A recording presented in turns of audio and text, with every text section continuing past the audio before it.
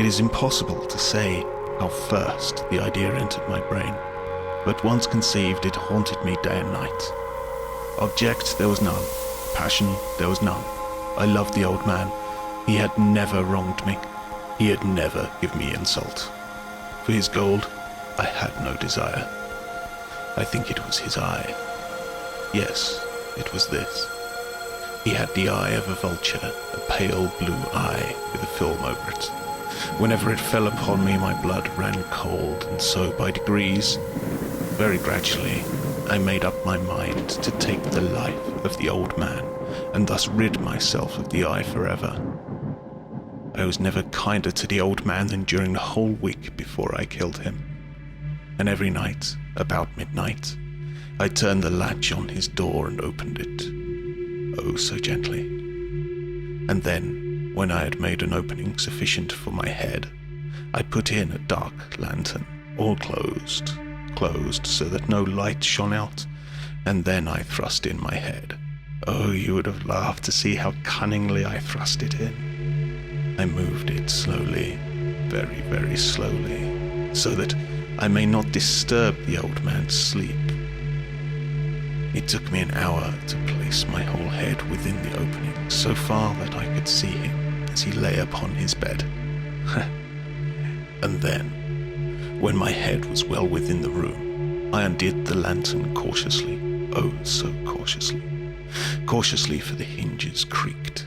I undid it just so much that a single thin ray fell upon the vulture eye, and this I did for 7 long nights, every night just at midnight. But I found the eye was always closed, and so it was impossible to do the work, for it was not the old man who vexed me, but his evil eye. And every morning when the day broke, I went boldly into the chamber and spoke courageously to him, calling him by name in a hearty tone and inquiring how he had passed the night.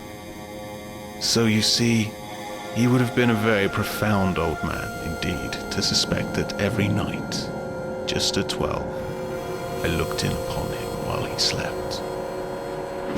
Upon the 8th night, I was more than usually cautious in opening the door. A watch's minute hand moves more quickly than did mine. I fairly chuckled at the idea, and perhaps he heard me, for he moved on the bed suddenly, as if startled. And so I knew that he could not see the opening of the door, and I kept pushing it on, steadily.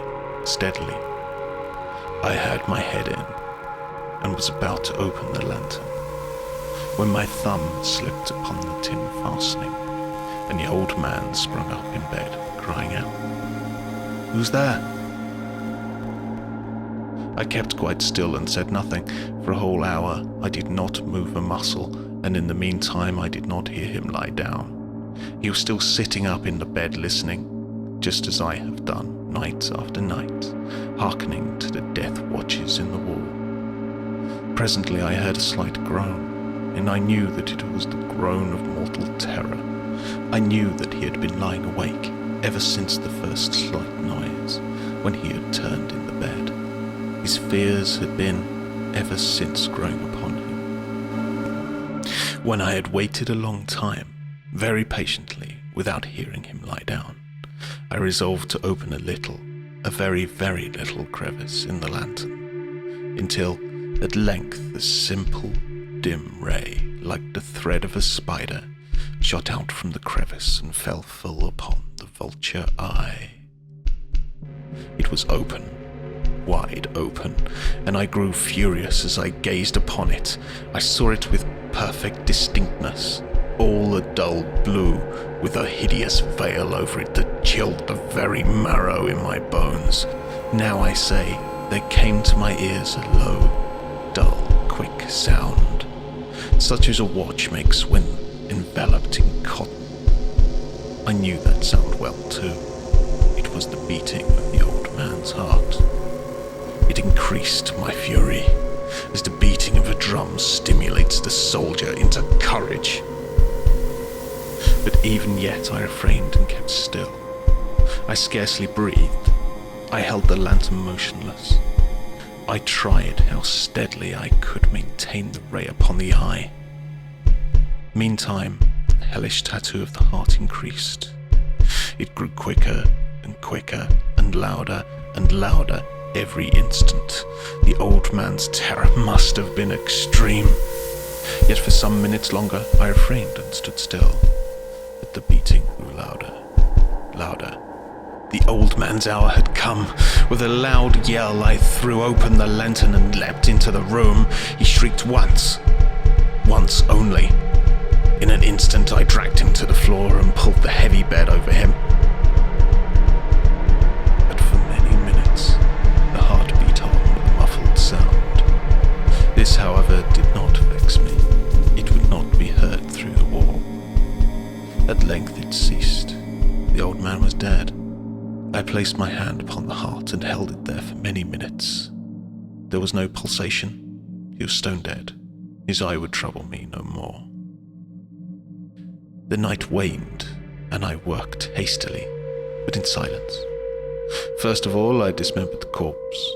I cut off the head, and the arms, and the legs. And then I took up 3 planks from the flooring of the chamber, and deposited all between the scantlings. I then replaced the boards so cleverly, so cunningly, that no human eye, not even his, could have detected anything wrong. When I had made an end of all of these labours, it was 4 o'clock, still dark as midnight. As the bell sounded the hour, there came a knocking at the street door. I went down to open it with a light heart, for what had I now to fear? There entered 3 men, who introduced themselves with perfect suavity as officers of the police. A shriek had been heard by a neighbour during the night. Suspicion of foul play had been aroused. Information had been lodged at the police office, and they, the officers, had been deputed to search the premises. I smiled, for what had I to fear? I bade the gentleman welcome. The shriek, I said, was my own in a dream. The old man I mentioned was absent in the country. I took my visitors all over the house. I bade them search well. I led them, at length, to this chamber. I showed them his treasures, secure, undisturbed. In the enthusiasm of my confidence, I brought chairs into the room and desired them here to rest from their fatigues, while I myself, in the wild audacity of my perfect triumph, placed my own seat upon the very spot beneath which reposed the corpse of the victim. The officers were satisfied. My manner had convinced them. I was singularly at ease. They sat, and while I answered cheerily, they chatted of familiar things. But ere long I felt myself getting pale and wished them gone. My head ached, and I fancied a ringing in my ears. But still they sat, and still chatted. The ringing became more distinct. I talked more freely to get rid of the feeling, but it continued and gained definiteness. Until, at length, I found that the noise was not within my ears. No doubt I now grew very pale, but I talked more fluently, and with a heightened voice. Yet the sound increased, and what could I do? It was a low, dull, quick sound. I gasped for breath, and yet the officers heard it not. I talked more quickly, more vehemently, but the noise steadily increased. I arose and argued about trifles, in a high key and with violent gesticulations, but the noise steadily increased. Why would they not be gone? I paced the floor to and fro with heavy strides, as if excited to fury by the observations of the men, but the noise steadily increased. Oh God, what could I do? I foamed, I raved, I swore. I swung the chair upon which I had been sitting, and it grated upon the boards. But the noise arose over all and continually increased. It grew louder, and still the men chatted pleasantly and smiled. Was it possible they heard not? Almighty God, no, they heard, they suspected, they knew. They were making a mockery of my horror. But anything was better than this agony. Anything was more tolerable than this derision. I could bear those hypocritical smiles no longer. I felt that I must scream or die. And now, again, hark! Louder! Villains, I shrieked, dissemble no more. I admit the deed. Tear up the planks Here, it is the beating of this hideous heart.